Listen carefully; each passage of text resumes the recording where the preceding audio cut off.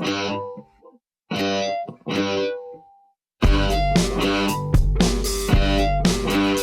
there, this is Phil. Welcome back to the show. I'm here with Sky Jitani. Hello, Phil. Hi, Sky. How are you? I'm well. Good. Mm-hmm. I like your energy. It's robust. Yeah, there it is. Yeah. And Christian Cubby Bear. Hi, I am Christian Cubby Bear. I was about to say that myself. If you're listening to the show, not watching the show, Christian is decked out literally head to foot in Go Cubs Go. Did you see my Cubs colors. Shoes? Oh my gosh, she's wearing Cubs shoes. She does have Cubs shoes on. Yeah, and I have a hat here, and a penny, and a newspaper, I and guess everyone needs a hobby. red toenails. Some people scrapbook. I did get a little carried away. Yeah, maybe you think? Yeah. You think? Went to the parade. You were at the parade. You were also at one of the World Series games. I was. Yeah. How did you pull that off? Because they had done so poorly, everybody thought they were going to lose for game so the 5. Tickets got cheaper. So the tickets plummeted, and the person who I share with said, "You can have them for face value," which was a steal because they were like $1,000 a seat. And they won. And Yeah. that was That the was only the game. oldest in Wrigley Yeah. in 108 years. Yeah, the only one. They'd done. Actually, no, 71 years because they had they won one on in October 8th 46? and 45. 45? Okay. Yeah. Hey, it's a podcast. What do you know? Hey, it's a podcast. And we got video. Hey, it's a podcast. So lend an ear. The Phil Vischer podcast starts right here. Oh, we'll talk to Sky. Hi. And Christian, too. He gets perturbed with this. She's wearing the Cubs. It's red and blue. This is news. Hey, it's a podcast. So lend an ear. The Phil Vischer podcast starts right here. The Phil Vischer podcast starts right here. I just don't understand what your problem is. I just Cubs, go. there's something about the pitch of the ukulele. It's too cheerful for you. Something. It's too cheerful. It grates on your nerves. Yeah, just like there are certain voices in the media when you hear them, you just go. Yeah, you're trying to bring more of an Eeyore feel to ministry, and I'm messing it up with my Tigger. Hey, anybody who's heard me speak anywhere, I'm not an Eeyore when I'm speaking. Not. No, but that brings out the Eeyore in me, that infernal instrument Bring of out yours. the Eeyore in you. Okay. We do have a guest this week, which is awesome. Blossom. Been trying to get him on for a while. But there is stuff going on. First of all, the Cubs won, so that's great. It's We're very incredibly excited great. about the Cubs. Also a sign of the apocalypse. Also a sign of the apocalypse. So, What, that the Cubs won? Yeah. Oh, yeah, that's right. Did you see that tweet? Yes, I did. No. Did you see the tweet? No. The tweet that said what? There was a tweet from 2 years ago where a guy predicted that, in 2016, the Cubs and the Indians would be in Game 7.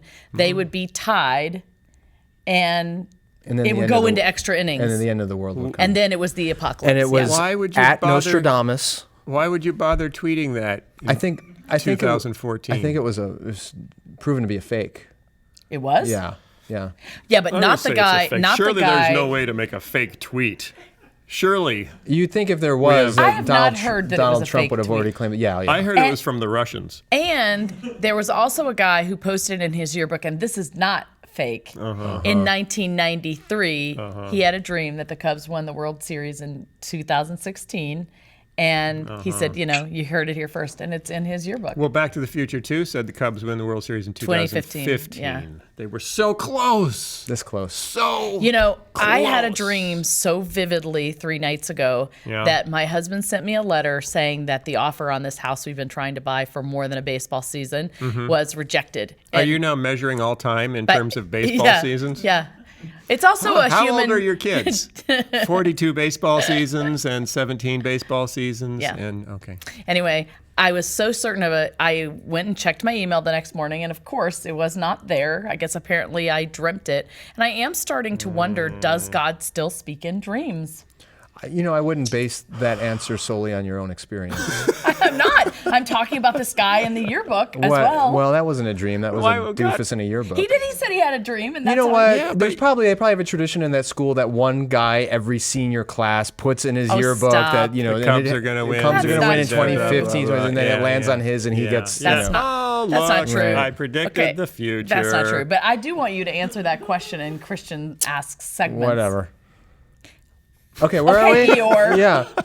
Whatever. That's exactly what Eeyore would say. I'm one of these. I think that baseball Whatever. is a superstitious religion. Yeah. And And it really is a religion for a lot of people. And all the superstition that goes along with it, I just find to be a fascinating study in American pop religion.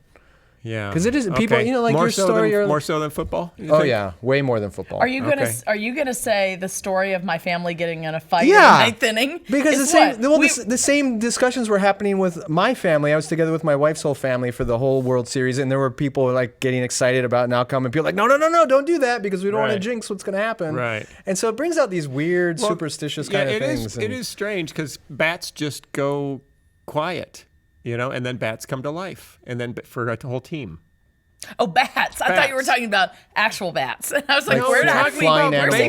Why would I be talking about flying bats when we're talking about baseball? Bats just go quiet. Bats come to life. For no explanation. Pitchers just break down. Right. Pitchers come to life. Well, and part of it is, and I wrote a blog post kind of about this, is that baseball is such a slow-paced game that in those slow moments where nothing's really happening, it gives you time to think about, well, maybe it's because of this and maybe it's because of that and whatever, and it leads to all this room for superstitious ideas about why is a team hitting now and not then, or why did a pitcher do this or whatever. Right. And the rally caps. He changed his batting gloves. He changed his batting gloves. They used to be white, now they're blue. And he used Caesar's bat. So he used Caesar's bat. Yeah. Well, render unto Caesar's bat. Did you hear about Theo Epstein in the front office? No. So during one game where they were losing, they ordered a giant chocolate cake from the box that you normally get from the dessert cart. They ordered a whole one, and they made everybody start eating this cake, and the bats heated up, and they won the game. So now they have to eat cake. And in the cake was baked like the ashes of a goat, right? It was the brain of Babe Ruth. So then when they went to Cleveland, Cleveland doesn't have Levy restaurants, and so they couldn't get that same cake. So they Epstein had cake. it flown in from Pittsburgh in a private for each jet, game, and every time they were losing, Secret they would Service all eat the cake. Escort. It is a little ridiculous. I agree with you. There is quick, everybody, eat the cake. But it's like an episode of The Goonies. It's like kids trying to figure out how to make something happen. Maybe we should eat the cake again. We were eating the cake last time. It's like Stranger Things. Yes. But why do we do that? Because we're superstitious people. No, people will say know that's not really real. And then they do it because they are not sure. It goes back to my book With. Which is? Because all religion is a system of control predicated on fear. And when you don't feel like you're in control, you want the impression or illusion that you do have control, so you come up with mechanisms to give you a sense of control. We didn't eat the cake, therefore we lost. Or we ate the cake, therefore we won. It makes me feel like I have control of an uncontrollable universe. Yeah. That is so deep. That's just religion. That's what a human religion is. Why do you drop a virgin down the volcano? So you make sure there's a harvest next year. To get to the other side. Yeah. No? No. Okay. Wow. It's amazing. Why do you drop a golem down the volcano? To make the Sauron go away. Melt the ring. Yeah. It's amazing that we got to a really deep, really real place with how that started. You can start so shallow, and then Eeyore shows up, and suddenly your day is deep. You're 6 feet under. Okay, we do have a guest, but tomorrow we're recording this on Monday, November 7th. Oh, that's right. I think there is something happening tomorrow. So this will come out the morning or early afternoon, I don't know, depending on the speed of my interns. Will come out sometime in the first half of, that's right, pal. We're talking about you. Get some lubrication. Move a little quicker. You can't keep blaming it on iTunes. So we know the truth. I have a game to play. You have a game to play? I have a game to play Are we right going to place bets? No, but here's what I want you to do. Okay, before tomorrow. You have to describe this election season, this debate. Oh, I heard about this. Using only a movie title. What movie title would you Any movie title, and I've got a whole bunch of them that I think fit. So let's see what you can come up with. You want me to start? Go ahead. Okay. So how about Dumb and Dumber? Not bad. Star Wars. No. I don't get that. They're both stars. They're having wars. No. Everyone is running as Apocalypse a star. Now. No. That's pretty dark. No. I love the smell of punditry in the morning. No. What movie title? What would you... Think about it real quick. There's some really good ones. I don't know. The first one that came to my mind doesn't really work, but it was Despicable Me. Yeah, it's Despicable. How about, have you ever seen the movie Baskets of Deplorables?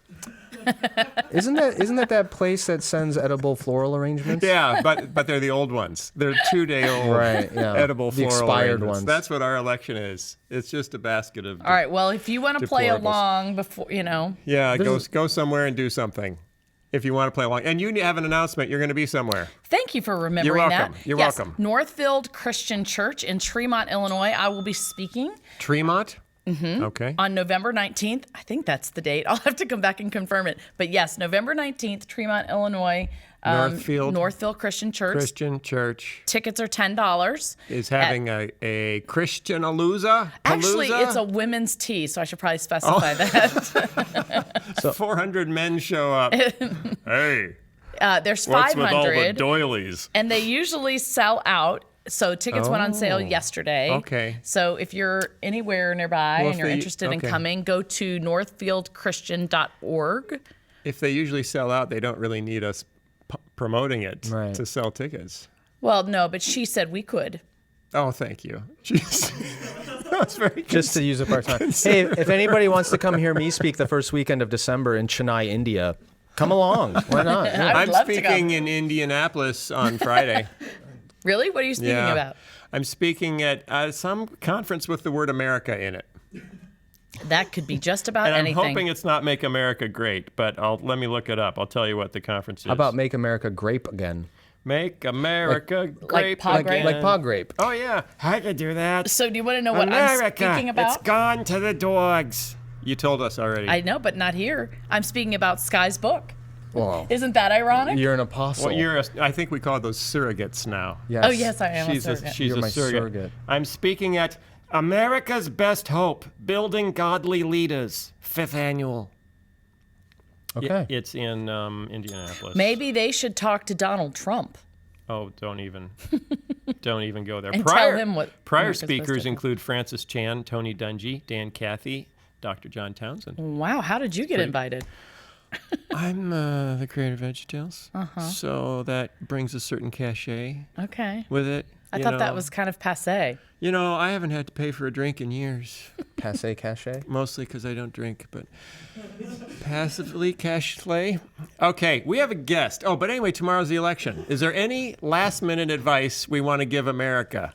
I say canned goods. Lots of water. Stock up on canned goods, water. And people don't think about this, but it's really good to have a stockpile of toilet paper. That's true. That's like currency in the apocalypse. And make sure you're on the right side of the wall before they build it. Yeah. Oh, you don't definitely. You don't want to find yourself on the outside looking in. Have you guys voted? No. No, I'm going to vote tomorrow. You're going to vote tomorrow? Yeah, I'm going to vote tomorrow. It's and scary. you're going to vote with your non-vote tomorrow? I'm voting. I'm just not voting for the top of the ticket. Yeah. Do you know what I learned? I learned this weekend. That's immoral. No, it is not. I actually, at the Cubs rally, when I sat down to lunch, this guy leaned over and said to me, "Have you voted yet? Or do you know who you're voting for?" And I said, "Oh, yes, I've already." A stranger said that? Yes. That's kind of forward. Was he trying to pick you up? He was trying to pick up my vote because he said, "Well, if you don't like," I said, Was it Gary Johnson? No. He said, "If you don't like the candidates, you could vote for me." And I said, and he hands me his card. And he said, I found out that you can't just write me in. I had to register with all these different counties. So he did? So he did. He's on the and he's hoping to get 50 votes. In Illinois, he wants 50 votes? Yeah. Because then he gets a free piece of deep dish pizza? I have no idea. Okay. But I didn't know you had to actually register to be a write-in candidate. Here's a public service announcement for anybody who hasn't voted before they listen to this podcast. Yeah. A lot of times you go into the voting booth and you know the top of the ticket or the big races are going on, but then there's all that other stuff that you don't know anything about and you're just guessing. Yeah. If you go to ballotopedia.com or .org, Google it, Ballotopedia. Ballotopedia? Ballotopedia. Okay. And you put your address in and it'll pull up a representation of your ballot that you will see in the voting booth with information about each race. Oh, that's a great tool. And someone's already filled it in No, for you? it's not a partisan thing. It's not a voter guide. And you can print it out and it counts as a vote every copy you print? It's just to educate yourself a little bit before you actually go in So, there. like, Otherwise, you have to do it. You can do it on your phone when you're in the voting booth, too. Okay. So if there are, just don't take a picture. Ballot. So if there were like Ballotopedia. referendums or things it's that all you on don't, there. it's on there. It's on there, so you can Then read it there's beforehand. Ballotpalooza, where you take a drink for every box you check. And by the time you get to the presidential one, you just don't care anymore. Right. Have you ever tried that? Well, let's take a prediction. Okay. A prediction? Yeah. What do you think's going to happen? Well, it looks like Hillary's going to win, but it might be closer than sanity would contemplate. So do you feel comfortable saying you think that's going to happen? Well, that's what most people think. I'm not a pundit. Can we end punditry? What do you mean end it? Well, especially surrogacy.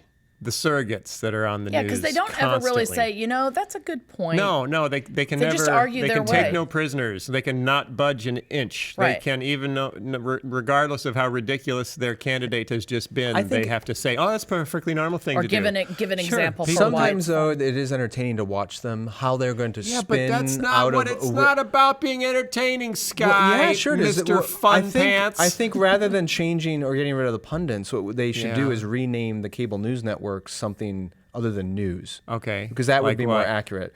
Like Sew at Home Fabrics. Like entertainment news network. like Screaming Heads to entertain you, Yeah, or something. okay, There's something that's not So news. you'd have or Screaming Heads journalism. from the right network and Yeah. Screaming Heads from the left network. Right. And in the middle, they smash and CNN loses its ratings. Yeah. Do you have a prediction? I also think that Hillary Clinton will win. And By a teeny or by a well, lot? What do you think? what do you think? I'm actually. I know most of them have it as a close race. I don't think it's going to be that close. Here's why I'm a little sad about all this. Well, okay, there's Just many a little? reasons why I'm a little sad about this. This was because the Supreme Court is an issue, and it would have been so easy to find a Republican nominee that almost all of us could have gotten behind. That would have beaten Hillary. Easily beaten Hillary. Yeah. It would have been so easy. But it's hard to explain exactly what happened that ended up with so many, Christians having to say, I can't go there. That guy's nuts. I think that when the history books are written, this is not going to be an election that the Democratic Party won. It's going to be an election that the Republican Party lost. Yeah. And the New York Times this morning editorial from a Republican who has worked in the last 3 Republican administrations saying basically, if Hillary wins, the Republican Party needs to do some rethinking. Well, they said that 4 years ago. If Hillary loses, the Republican Party is done. Over. And he would leave the party and try to help start a new one. Well, and that's the new part. My prediction is that she will win larger than predicted in the electrical. Oh, I love the electrical vote. In the Electoral College. Yeah. And it'll be closer in the popular vote. Yeah. And then Trump is going to make a huge stink. Oh, somebody just said on NPR this morning, the most important thing will be what the first thing the loser says. What happens afterwards will set the tone. I for mean, the next I few honestly years. think that's going to be the biggest problem we're going to have. We're all going to die. Okay. All right. Let's meet our guest. Who's from Canada? Who's from Canada? Can we move in with dog. you? Do you have extra room in your house? Yeah, we have lots of room. You're all welcome. Okay, we are here with Mark Robert Anderson and Mr. Anderson. Can I call you Mr. Anderson?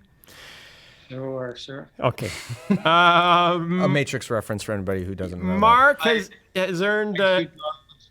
By the way, What? I dodge bullets. Really? That's fantastic. But you do it in slow motion.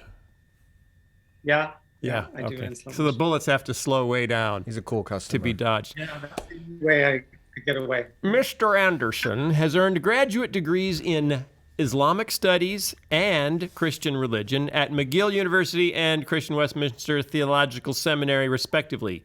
Go CWTS. Is that what it's called? CWTS. No. Maybe. That's not. No, that was wrong.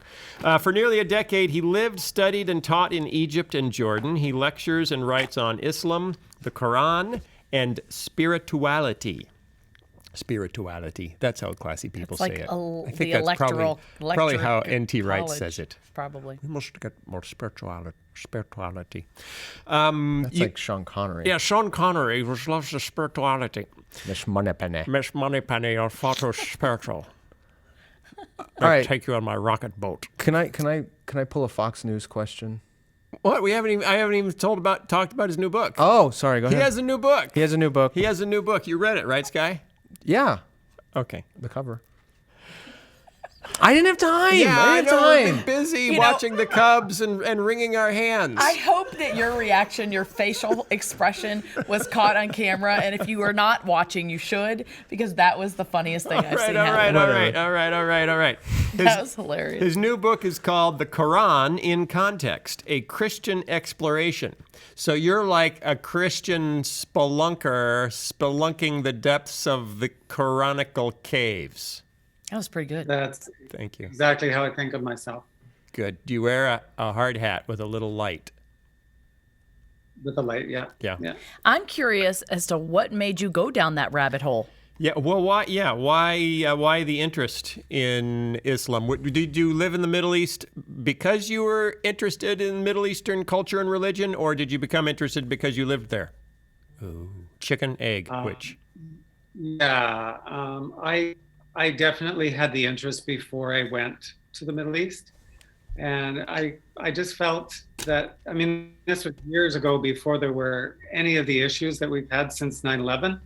But I really felt that as Christians, we need to understand Muslims better, and we need to get along with Muslims better. And of course, now with the demographics that we have going on in the world, it's much, much more significant than I understood at the time.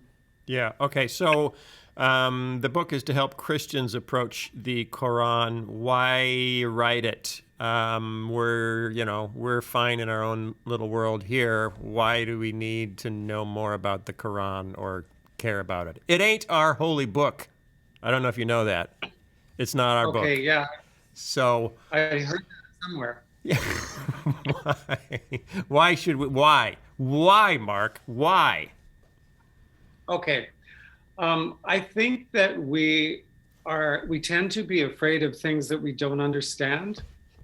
And of course, this is the only book that makes it into the news regularly. Yeah. So, yeah, I mean, that's not a very happy distinction that for Muslims to have about their scripture, but it's the truth. So we can easily go into a sort of panic mode, and we want to just have a label to slap on the Quran without really understanding it. And it's not an easy book to understand. So we have to work at that. Okay, so here's my Fox News question. Yep. The Reza Aslan question is, as a Christian, why on earth can you be considered an authority on the Quran? That's a tough one. But do you understand where that's coming from? Of course. Because Reza Aslan is a Muslim who wrote a book about Jesus, and they Correct. flipped out on him on Fox News. So, what aren't you going to be inherently biased as a Christian studying the Quran? And would a Muslim who hears your interpretation take issue with it? Yeah. Are you the Reza Aslan of Christianity? Well, if I sell as many books as he has, then I'll happily take that title. Well, after this podcast, that's guaranteed. Yeah. You're on the You're gonna Phil get Vischer bump. No, it's the Phil Vischer pimple. Oh. We haven't worked up to bump. Okay. Yeah, everybody approaches every scripture that they look at with bias. So Muslims come to their own book with their own set of biases. I'm quite upfront, and that's part of the reason why we put right in the subtitle, a Christian exploration. I'm not trying to hide what I'm doing. Right. Muslims, I expect, will take issue with some of the things, but I'm basically just trying to engage with Muslims in terms of their holy book, just to ask questions. I don't, through the book, I don't actually say anywhere, make any charges that I can think of, but I do try to ask good questions, which is what I think Jesus typically does in encountering people that aren't where he is. Yeah. in Okay. their- So you've spent a lot of time studying the Bible, and you spent a lot of time studying the Quran, which is unusual. People usually choose one, not both. So good on you there. How are they similar? Can you give us a couple of ways where the Bible and the Quran share things in common besides leather bound? Yeah. Okay. So the Quran claims to be the word of God, and Muslims certainly accept it as that. It is a communication from God as far as Muslims believe and what it says that tells us how to live our lives. It is, I believe, given to the whole world. That's what it claims to be.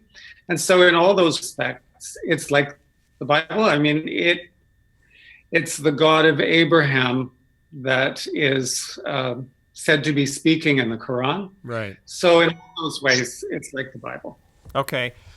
So in what ways is it not like the Bible? What are the biggest differences that you see between the Bible and the Quran?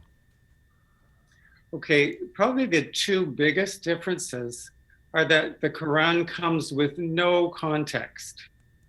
Now, it's hard for me to even communicate how that works. But if you can imagine just overhearing, like in the old days when there were party telephone lines, and you listened in on somebody's conversation, maybe you didn't know who was talking, or maybe you did. You try to piece together what's going on, what are they talking about? That's what you have in the Quran, because there is literally no context. So in the entire Quran, the name Muhammad is given, I think it's either 3 or 4 times.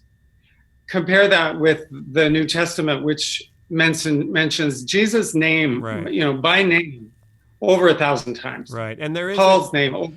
There isn't. There aren't. If I'm not mistaken, there aren't really historical accounts. It's not narrative. Yeah, it's not narrative. Not narrative. So what section, what writings in the Bible would it be most similar to? Is it like Psalms? Is it like Leviticus? What does it compare to in terms of what you're actually reading?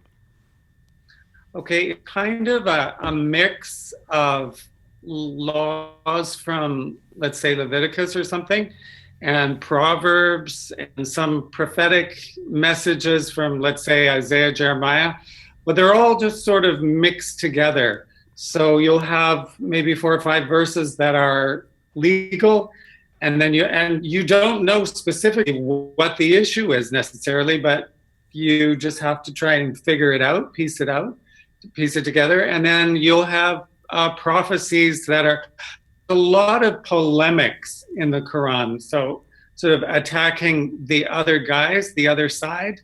And so it's a real mix. But there's, if you just think about Amos, the little book of Amos 1:1 tells you this is a prophecy from Amos. You don't even get that. Not even that, which it's amazing, really challenging to understand. Are there study Qurans with lots of study notes in the margins? There are actually. There are some done by Muslim scholars, and there's one I know coming out by a Christian scholar probably in the next year or so. Okay, and do they have adult coloring book Qurans? No, that doesn't go over too well. Yeah, I didn't think so. That's probably not a good idea. Is the Quran about the length of the New Testament? Did I hear that? It is shorter. Shorter than the New Testament? Okay. Yeah. Okay, and then but it's not the only writing that has shaped Islam, correct? No, that's true. Because you also have the Hadith. The Hadith. What's the difference between That's the Hadith right. and the Quran? And which one tells me who I should marry? Okay, that I'm not sure, that last part, but none of us are. The Hadith are traditions about Muhammad. So they tell what Muhammad did in that situation, what he said. So they're really just telling you how Muhammad lived his life. Okay. And that's different completely from the Quran, which is, this is a message from God and there's no editing. That's another point I would have made. And also the Quran is not chronological. Like you would think, at least from our perspective, you'd think, okay, if there's no perspective, if there's no context at all, at least give this thing to me chronologically, the first message and the second message. It's not like that. So, wow, we're really at a disadvantage. That's messed up, man. How do you read it and know what to do with it? Well, some really brilliant scholars have, both Muslims and Westerners, have taken the Quran and they've come up with a chronological order. And I follow the Western one, which I think has a lot going for it. Oh, Christian. So, who decided what went in the Quran? You know, we had this big council that decided what was going to go in the Bible. Right. Who decided what was going to go in the Quran, and why was it included? And was anything kicked out? Yeah. Okay, very good question, Christian. Thank you. The early Muslims, I think it was the second caliph, so the second leader after Muhammad, decided what would go in and what wouldn't. And I mean, Muslims will say, well, they had been keeping all these messages, they had memorized them, and they had them all sort of there. But there were differences between Muslims as to how messages read, some of them, and that sort of thing. And so finally, it was the Caliph Uthman who said, this is the official Quran. What is in here is staying, and what's not is gone. Does that mean there's apocryphal Chronicle literature? Are there little snippings that keep popping up? Well, there's starting to be, just in the last few years. Oh. So that same Caliph Uthman, he destroyed all the variants. So anything that didn't agree with his official version was destroyed. That's a very different approach than what we have with the New Testament, for example, where we have just an abundance of texts, and we can compare and look at what is the most attested version. But you don't have that. So only recently have we found some really early texts from the Quran, and we're looking at how things were changed. And actually, Muslims typically are not very happy that we're even doing that, but Western scholars are. It's kind of like trying to build a pipeline across sacred Indian grounds, don't you think? Yes. Yeah. Yeah. Could make them cranky. Analogy. Okay, so obviously in the United States, I'm sure in Canada too, there's an awful lot of Christians who have been made afraid of Islam in general and afraid of the Quran, afraid of Islamic law, Sharia, all that sort of stuff. In your extensive exploration and study of the Quran, what do you think Christians would be surprised by if they understood and read the Islamic scriptures and knew them better? Well, I think the Quran is nothing for us to be afraid of. I think there are lots of common points that we have with Muslims when we look at the Quran. I think a lot of people are surprised even to find that Jesus is in the Quran, and the Quran presents Jesus as a revered prophet.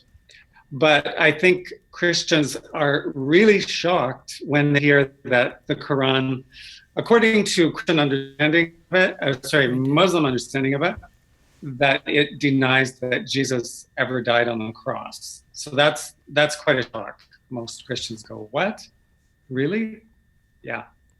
And I have a different interpretation of that passage. But, let me just make sure, because a lot of people probably have zero understanding of Islamic history, but the Quran was written roughly 600 years after Jesus. So it comes quite a few centuries after the Christian church was well established. Right. And it was written in an area where Christians and Jews both had communities. So in the Arabian Peninsula, Muhammad had a familiarity with the other major monotheistic religions. So what does the Quran say about relating to people outside of the Islamic faith? That is another good question. I'm full of them. You are scoring. I know. So, okay, I had this really interesting little conversation. I mean, of course, we all wonder, is Islam a religion of peace? Is it a violent religion? Those are big questions. I was in a bookstore a while ago, and I found this book on violence. And I just happened to be writing the chapter at that time on the political aspect of Islam, which the Quran has quite a bit about. And so I was talking with the lady in this bookstore, and I said, I'm so happy that I found this book because I'm writing a chapter about violence in the Quran. And she said, oh, is there violence in the Quran? And I said, yeah, there is. Oh, that's really surprising. I knew there was a lot of violence in the Bible, but I didn't know there was any in the Quran. I said, oh, no, there is definitely violence in the Quran. Oh, okay. I said, actually, the difference between the violence in the Bible and the violence in the Quran is quite significant. So in the Bible, the violence comes in the early part, in the Old Testament. And Christians, we struggle to know how to even handle that sometimes, like the genocide stuff. But when you get to the New Testament, there is no violence. It's done. But the Quran, it's the opposite. So it started out really peaceful. And chronologically, as you follow the different messages that came, it becomes increasingly violent. So the last two chapters, surahs of the Quran, are the most violent chapters. And so, yeah, there's a huge range, Christian, as far as how to deal with outsiders. It starts out very peaceful, and then it gets gradually more and more difficult for us to know how to handle what it says about Christians and others. And is that reflective of Muhammad's own experience in like Medina with the Jewish and Christian populations originally hoping to be accepted by them, but when they rejected his message, the posture toward the people of the book or the Christians and the Jews changed? Is that followed in the chronological unfolding of revelation in the Quran? Absolutely. And so it's a 22-year period that the Quran covers. And the first 12 years, about 12 years, he was in Mecca. He did not have power. He was persecuted. And he responded to his enemies only with words, with messages. But then he moved to Medina, and he got power. He became a military leader and a political leader. And so increasingly, he decided to use that power. And there was a war against Mecca and so on. And then once he won the war against Mecca, it expanded from there, and it included areas where there were Christian tribes and Jewish tribes and so on. And there is, sorry, I should clarify one thing. The Quran does treat Christians and Jews differently from other unbelievers. So if you don't believe in God, period, then the Quran it takes a really harsh line. But in terms of Christians and Jews, there's an acceptance. So it's not like it's saying you have to convert to Islam or else. That's what it says to other people. But to other monotheists, Christians and Jews, it makes room for them to live and practice their religion, but as second-class citizens. Right. Well, and so is there do the people that follow the Quran, like I can only take, of course, what I know of the Bible. You know, we do say that the Old Testament and the New Testament are books that go together, but I think there is a sense that the New Testament sort of replaces the Old Testament in terms of how we are to relate with one another and with God. Interprets, modifies. Probably more right. than replace. So is that the way it is with the Quran, where the earlier or the later ones take over? Well, traditionally, that is how Muslims have seen it. And so, and also just the fact that Medina was where Muhammad had the success that he had longed for. He wanted a community that had political dimensions, and he got in Medina. And he had eventually won victory over the Meccans. So it's easy for Muslims to look back at that period and say, this was the way, I mean, this was where everything was going. Right. So yeah, they generally have seen it in that way, where what happened in Medina sort of sidelines what happened in Mecca, although it's all scripture. Right. Okay. You say rather than trying to disprove or discredit the Quran, we should respect it and try to understand our Muslim neighbors. How can we best show love to our Muslim neighbors when we're so different? And what difference does it make whether you're trying to show respect for the Quran or saying, I think your book is wrong, let me show you my book?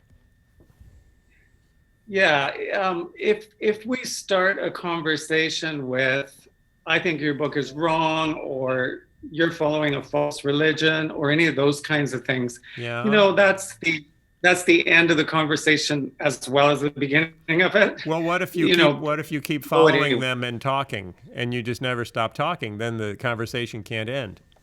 That's not a conversation. Yeah. Well, good luck. You have such a narrow definition of conversation. Okay, so respecting the Quran primarily for the benefit of the relationship. Well, I would say, I think as Christians, we want to understand the world around us, right? We want to try and understand everything in creation. That's part of our stewardship, I think. So the Quran is an expression of genuine spirituality. And I think there's an element of seeking after God that we find in the Quran. Yeah. So we want to recognize that. And I don't think there should be any fear on our part that if we speak charitably about the Quran and about Islam, that we're selling out, we're sort of watering down our own Christian faith. That's crazy. Mm-hmm. We need to be able to relate to people with respect and with love. And part of that is to respect the way they think and understand the world. How does familiarity with the Quran benefit a Christian in that regard? Well, again, I think the more we understand the Quran, the less afraid of the Quran and Islam we will be. And I think it's people who have zero understanding of the Quran who decide they're going to burn the Quran in public spectacle. I don't know what in the world they think they're accomplishing if they do those kind of things, but how much better to engage with Muslims and show Christ's love to them. God loves Muslims. He doesn't love them once they become Christians. He loves them where they are. And so we also are called to love them and to try and understand them. And really, without understanding their worldview, which is shaped so much by the Quran, we can't understand them. Well, certainly there's something we Christians have to be afraid of where it comes to the Quran or Muslims, isn't there? I don't know. We seem according to the Bible, what are we supposed to be afraid of? Well, that's what I want to know. Why are we so afraid? Is there anything legitimate that we should be afraid of in the Quran? Well, there's no question. I mean, there are some Christians today who Christianize the Quran. And so they read Christian meanings into Quranic words. And that's something I think is really unhelpful. Those Christians will say such things as Muhammad was a prophet from God. The Quran is the word of God. I'm talking about evangelicals I've run across who say that. That's definitely something I don't see how you can do that. The Quran very clearly, and any Muslims listening to me today would say, yeah, absolutely. The Quran elevates Muhammad above Jesus. As Christians, there's no way that we can accept that that could be from God if that's what the Quran does. And there's no denying that that's what the Quran does. I think if you read it, with special meanings and sort of ignoring a lot of things that you don't want to see, then you can have a Christian reading of it. But yeah, that's not helpful. So what's I don't know. I'm the question. Yeah, I'm a middle American evangelical Christian with not a whole lot of free time for learning about new things. What's the best way to get a basic familiarity with a book like the Quran? Do you really need to just sit down and read it end to end? Are there good summaries? Are there cliff notes? Is there a Reader's Digest condensed version? You should probably start with reading Mark's book. Mark's book? Should I read Mark's book? That's exactly what I was going to say. No, I think I will say this about my book, that it does something that I don't think any other book does, and that is it tries to bring together really a comparison of what the Quran says and what the Bible says on a lot of basically all the major topics. And it also looks at the question of, could the Quran be the Bible's sequel, which is what Muslims say it is and what the Quran really claims to be. And I think that's a question we really need to look at. So yeah, there are other books that I could certainly recommend, but yeah, I don't know that every Christian necessarily has to read the Quran. It's challenging to do, and let's be honest, how many Christians have read through the Bible? Yeah. Maybe we should start there. It's a lot longer. What's that? It's a lot longer. That's a commitment, man. But isn't the basic idea, though, especially as our culture becomes more pluralist and we have more diverse neighbors, that if we want to love those neighbors, part of that is being curious enough to understand them. Yeah. To understand their cultures, their backgrounds, their religions, whether Language. But Sky, what if they don't agree with me? Well, most neighbors don't agree with one another. Don't be afraid. But Christian, Don't be afraid. I'm afeared. Like The Bible says, do not be afraid. Do not fear. Jesus says that. As the angels. In our previous neighborhood, our closest neighbors, like relationally, were Sox fans. And we're Cubs fans. Yeah. And That must have been horribly uncomfortable. When the Sox won the World Series, we congratulated them. Yeah, I cheered. We Really? didn't wish ill toward them. And as the Cubs won this year, They these same neighbors were congratulated you? very kind and encouraging of the Cubs, even though they're not Cubs fans. You don't have to tear down the other guys just because you're not on their team. You guys Look have at that. You're comparing set- one religion to another. That's right. You've set an example for all of us. That's right. That's fantastic. How long does it take to read the Quran? Is it like, you can do it in a few evenings or a few weeks? No, it would take time. Yeah, definitely. It's. I mean, think about the New Testament. However long it would, roughly like. Yeah, well, if you read the New Testament really fast without really paying attention, you can get through it. It's going to take me a year to read through the whole Bible. I learned that in Awana. It took me more than a year. Is there an Islamic equivalent of Awana where kids get candy and stickers for memorizing surahs? Islama. Awana. I don't know what would. Why is it called Awana? It's from Star Wars. You wanna. No, I know why. Because it's I don't remember. It's It means based on a something? verse. It's based on a verse. And There's a verse in English. Yeah, it's a made up word from different syllables of different words. In a verse. What?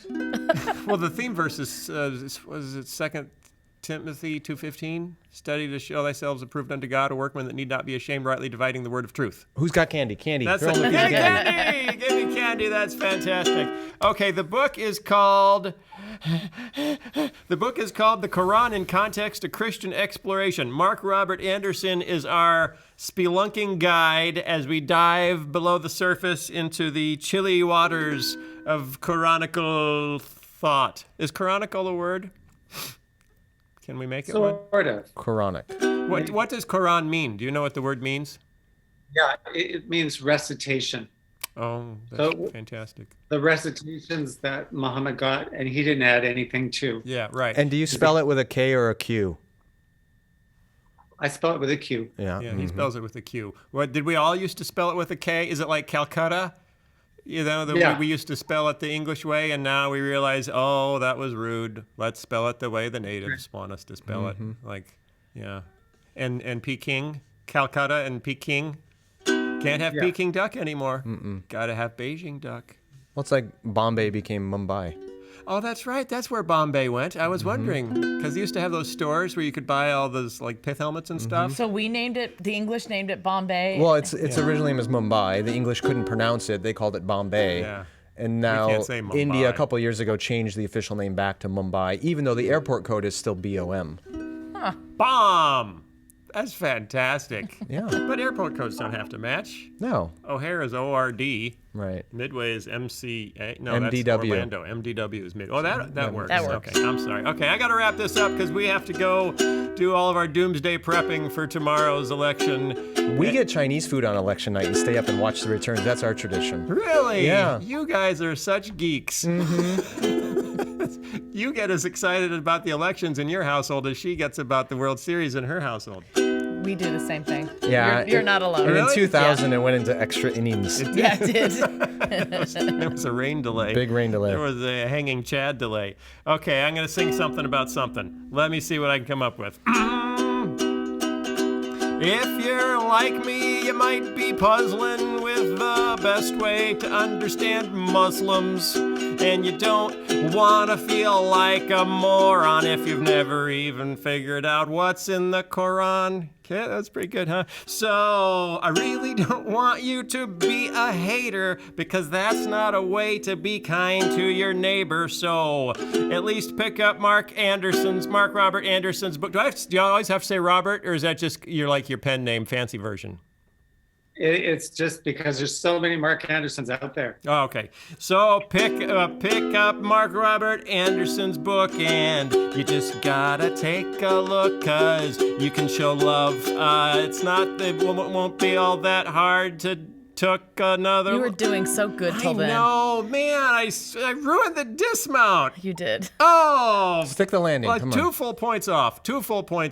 So thanks, Mark. You're a great guy, and you've helped us open our eyes to the spelunking of the Quran, which will make us wise. So we'll see you next time when you're right about the Hindu scriptures for your follow-up book. The Bhagavad Gita. Bhagavad Gita. Have fun not being American tomorrow. All right, we'll see you next week, everybody. Thanks for being on the show, Mark Bye. Robert Anderson. See ya. If you can support the podcast, go to Patreon. You're disturbing me. Sorry. Patreon.com/Phil Vischer, and you can help us cover the bills, pay the bills. I What? got the wrong date. Oh, It what's is the right date? November 29th. November Tuesday, 29th. November if 29th. you are a man, and yes, what? No, if you're a woman. I'm sorry, a woman. Live stream. And we're going to do a live stream on Wednesday? The day after tomorrow. Wednesday the what? The 9th. Wednesday the 9th, we're going to do a live stream. So come to the live stream. You'll be on the live stream. If you subscribe on Patreon, And you if- can come to and the if live we all stream. survive the And if election. we all survive the election. If there's still power. If the power if grid the is still zombie working. apocalypse doesn't happen. Otherwise, I'm going native. I'm grabbing an axe and living in the woods. And I'm not going to be there because I'm going to go to Canada. And I'm eating leftover Chinese food. Okay, and Mark Robert Anderson just doesn't care. Okay, we will see you guys next time. Bye, everybody. Bye. The Phil Vischer Podcast is produced by Phil Vischer Enterprises and recorded live at Jellyfish Lab Studios. This episode was edited by Jason Rugg and was fact-checked by absolutely no one. For more information, go to philvischer.com.